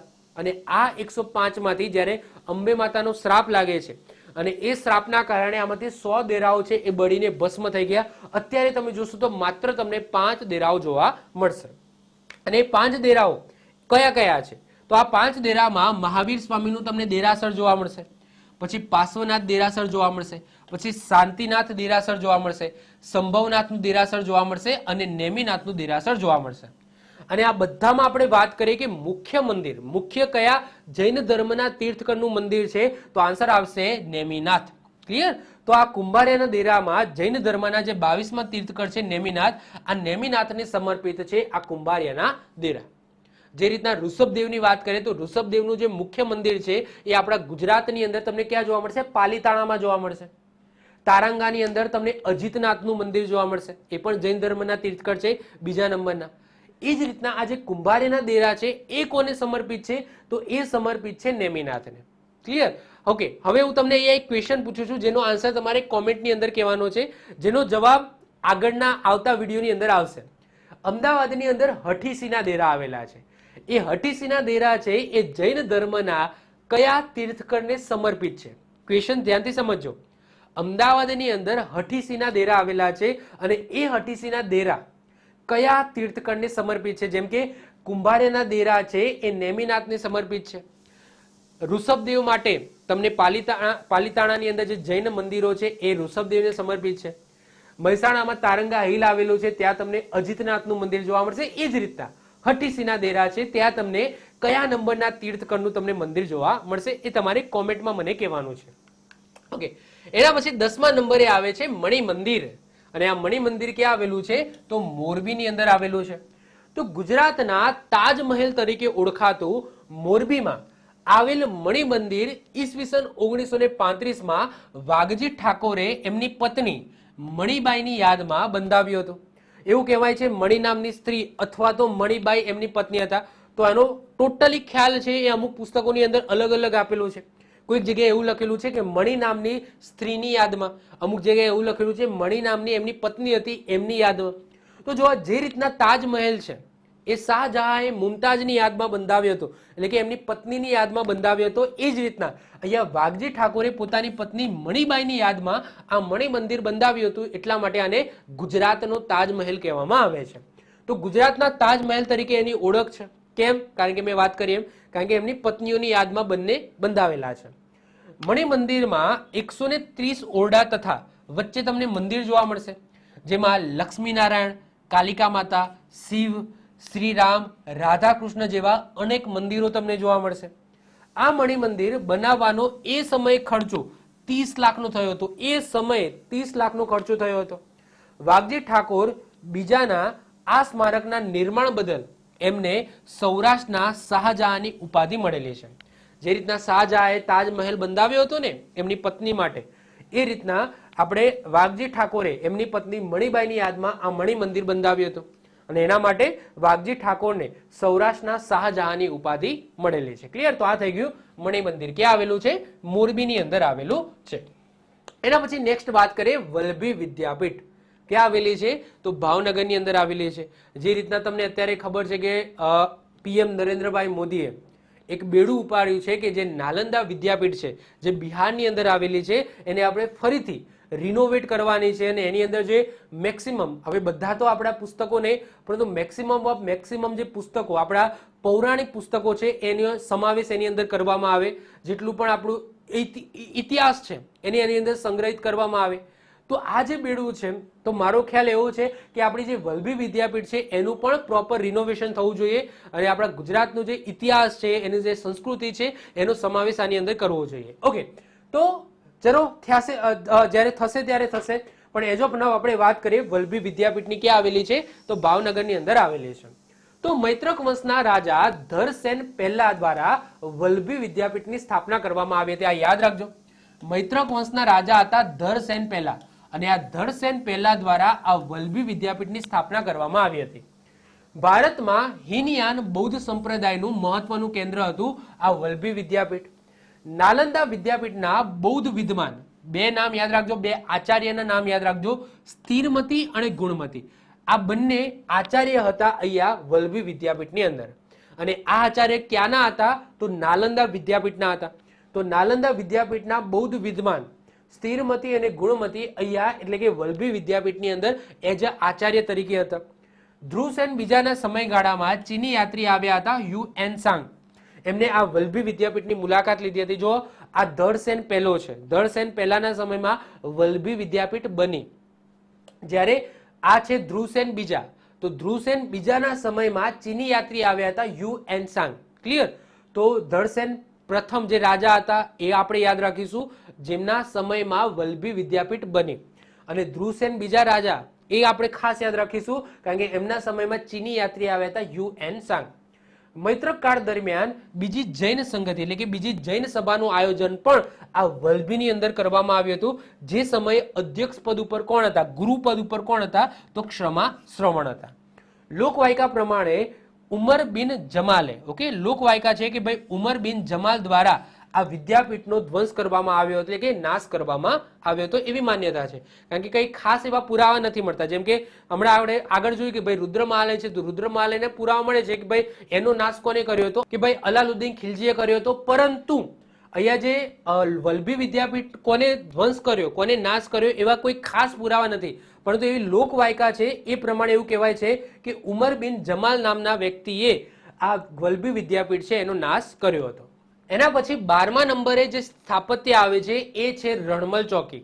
અને રણમલ ચોકી ક્યાં આવેલી છે તો રણમલ ચોકી આવેલી છે ઈડરની અંદર. ઈડરિયો ગઢ કહીએ છીએ ને તો એ ઈડરિયા ગઢ ઉપર આવેલી છે. અને ઈડરિયો ગઢ કયા જિલ્લાની અંદર આવશે તો સાબરકાંઠા જિલ્લાની અંદર આવશે. તો રણમલ ચોકીની વાત કરીએ. અને બીજી વસ્તુ કે ઈડરિયા ગઢ ઉપર તમને છેક ઉપર રૂઠી રાણીનું માળિયું તમને જોવા મળશે. આ સિવાય તમને એક મહેલ જોવા મળશે. તો એની વાત આપણે આગળ જ્યારે મહેલનો લેક્ચર આવશે ને એ વખતે કરીશું. ક્લિયર? તો એજ ઓફ નાઉ આપણે વાત કરીએ માત્ર ને માત્ર રણમલ ચોકીની. અને એવું કહેવાય છે કે આ પણ એક દેવાલય હતું એટલે કે શિવ ભગવાનનું મંદિર હતું.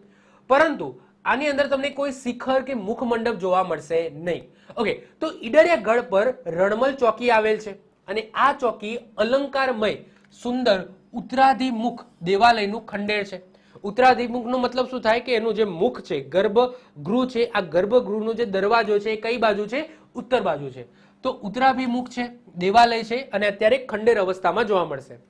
આ મંદિરને શિખર કે મુખ મંડપ નથી. હવે શિખર કોને કહેવાય, મુખ મંડપ કોને કહેવાય એ જ્યારે હું મંદિરનું આર્કિટેક્ચર ચલાવીશ ત્યારે હું કહીશ કે ભાઈ આને શિખર કહેવાય, ઉપર કળશ આવે, પછી ગર્ભગૃહ છે એ ક્યાં કહેવાય, મંડપ કોને કહેવાય, આ બધી વસ્તુ હું કરાવીશ. આ મંદિરો ઓકે, તો શિખર કે મુખ મંડપ નથી, અંતરાલથી થોડો આગળ વધે છે, તેમજ પ્રવેશ દ્વાર સંપૂર્ણપણે ખુલ્લો છે. આ મંદિરો ગ્રીસ મંદિરોનું સ્મરણ કરાવે છે, જ્યારે રાજપૂત કાલીન જીન પ્રતિમાઓ પણ આની અંદર તમને જોવા મળશે. શ્રીધર વ્યાસ દ્વારા તમને ખબર જ છે રણમલ છંદ નામે એક પુસ્તક લખેલું છે જે રણમલ ચોકી ઉપર આધારિત છે. ક્લિયર? તો એ તમે જો ઘણા બધા સ્થાપત્યો છે એ આની દિવાલ ઉપર તમને જોવા મળશે. તો આ વાત થઈ ગઈ રણમલ ચોકીની. તો રણમલ ચોકીમાંથી એક વસ્તુ ખાસ યાદ રાખજો કે કયા જિલ્લામાં આવેલી છે તો સાબરકાંઠા જિલ્લાની અંદર આવેલી છે. એના પછી આજના લેક્ચરનું છેલ્લું સ્થાપત્ય જોઈએ એ છે કીર્તિ તોરણ. અને કીર્તિ તોરણ તમને ક્યાં જોવા મળશે? તો એ જોવા મળશે વડનગર. અને આ વડનગર ક્યાં આવેલું છે? તો બધાને ખબર છે સાહેબ, મહેસાણા જિલ્લાની અંદર આવેલું છે. પીએમ નરેન્દ્રભાઈ મોદીનું ગામ છે. તો વડનગરની વાત કરીએ તો આ વડનગરની અંદર સરસ મજાનું આ રીતના કીર્તિ તોરણ જોવા મળશે. હવે કીર્તિ તોરણની વાત કરીએ તો આનો કોઈ પ્રોપર ઇતિહાસ નથી મળી આવતો કે એકચ્યુઅલી આ કીર્તિ તોરણ કેમ બંધાવ્યું. હા, આપણને ખબર પડે છે કે ભાઈ સોલંકી વંશને સમકાલીન આનું સ્થાપત્ય થયું છે, એટલે કે આનું નિર્માણ થયું છે. કોઈ રાજા દ્વારા પર્ટિક્યુલર એવો કોઈ ખ્યાલ નથી મળતો કે આ રાજા દ્વારા બનાવવામાં આવ્યું છે, એવો કોઈ ઇતિહાસ મળતો નથી કે કેમ બનાવવામાં આવ્યું છે, એનો પણ કોઈ ઇતિહાસ મળતો નથી. તો ઘણી બધી અમુક લોકવાયકાઓ છે જેના આધારે આપણે આનો ઇતિહાસ છે એ આપણે નક્કી કર્યો છે. જોઈએ ચલો કીર્તિ તોરણની વાત કરીએ તો એ તમે જુઓ છો કે કીર્તિ તોરણ ઉપર છેક ઉપર તમને શંકર ભગવાનની મૂર્તિ જોવા મળશે સેન્ટરની અંદર. ક્લિયર? તો એવું કહેવામાં આવે છે કે આ આગળ કોઈ શંકર ભગવાનનું મંદિર હશે તો એના ગેટ તરીકે આ કીર્તિ મંદિર બંધાવ્યું, સોરી કીર્તિ તોરણ બંધાવ્યું હશે. તો આવી બધી ઘણી બધી માન્યતાઓ છે. ચલો વાત કરીએ આપણે. તો તોરણોમાં સ્થાપત્યનો અખૂટ ખજાનો અને પથ્થરોમાં નકશીદાર શિલ્પ જોવા હોય તો ગુજરાતના વડનગરનું કીર્તિ તોરણ તમારે જોવું પડે. વડનગરના કીર્તિ તોરણનો ઇતિહાસ પ્રાપ્ત થયો નથી, પરંતુ દંતકથા અનુસાર નરસિંહ મહેતાના પુત્ર હતા સામળસા, અને એ સામળસાના લગ્ન થયા હતા આ વડનગરની અંદર, અને એની યાદમાં એની સ્મૃતિના રૂપમાં આ કીર્તિ તોરણ છે એ બંધાવ્યું હતું. આવી માન્યતા છે, આવા કોઈ પુરાવા નથી. ઇતિહાસકારો એમનું એવું કહેવું છે કે સોલંકી કાળ દરમિયાન બાંધવામાં આવ્યું હતું. આના ખાસ એવા પુરાવા મળે છે કે ભાઈ આ જે છે ને એક સોલંકી કાળમાં તો બન્યું હશે. તોરણના વચ્ચેના ભાગમાં કંડેરેલી શિવ પ્રતિમાના કારણે અહીંયા તમને શંકર ભગવાનની મૂર્તિ જોવા મળશે, અને એના કારણે લોકો શિવ મંદિરના પ્રવેશ દ્વાર તરીકે આ તોરણ બનાવ્યું હશે એવી માન્યતા છે, એવું માને છે. આશરે 40 ફૂટ ઊંચાઈ ધરાવતા આ તોરણના દરેક ભાગમાં કલાનો સ્પર્શ તમને જોવા મળશે. આનું કોતરણી કામ તમે જુઓ કેટલું સરસ મજાનું આ ગેટમાં, ઓકે, આ તોરણમાં કોતરણી કામ થયેલું છે. તો આવું સરસ મજાનું કીર્તિ તોરણ તમને ક્યાં જોવા મળશે? તો વડનગરની અંદર જોવા મળશે. ઓકે, તો આ સાથે શિલ્પ સ્થાપત્યનો લેક્ચર નંબર 1 અહીંયા પૂરો થાય છે. આપણા ગુજરાતની અંદર શિલ્પ સ્થાપત્યનો અખૂટ ખજાનો છે. હજુ તો મેં મુસ્લિમ સ્થાપત્યોની તો શરૂઆત જ નથી કરી. અત્યારે હિન્દુ ધર્મના પહેલા લેક્ચરની અંદર જસ્ટ હિન્દુ ધર્મના જ મેં શિલ્પ સ્થાપત્યોની વાત કરી છે. બીજા લેક્ચરની અંદર આપણે મુસ્લિમ ધર્મના જામા મસ્જિદની વાત કરીશું, ઘણી બધી એવી કોતરણી કામ થયેલી દરગાહની વાત કરીશું. તો એ આપણે લેક્ચર નંબર 2 ની અંદર જોઈશું, જેમાં મુસ્લિમ ધર્મના ઘણા બધા શિલ્પ સ્થાપત્યો આપણે જોવાના છે. એમાંથી ઘણા બધા સારા ક્વેશ્ચનો એમાંથી પૂછાય છે. તો આ સાથે ગુજરાતની સાંસ્કૃતિક વારસાનો લેક્ચર નંબર 1 અહીંયા પૂર્ણ થાય છે. જો તમને આ સિરીઝ ગમતી હોય તો લેક્ચરને લાઈક કરો, મિત્રો સાથે શેર કરો. જો તમે આ ચેનલ પર પહેલી વખત આવી ગયા હો તો ચેનલને સબસ્ક્રાઇબ કરીને બાજુમાં બેલ આઇકન હશે એને દબાવી દો, જેથી કોઈ નવો વિડીયો અપલોડ કરું તેની નોટિફિકેશન તમને મળતી રહે અને તમારો કોઈ પણ વિડીયો મિસ ના થાય. તો મળીશું નેક્સ્ટ લેક્ચરમાં. બાય, ઓલ ધ બેસ્ટ, જય હિન્દ, જય ભારત.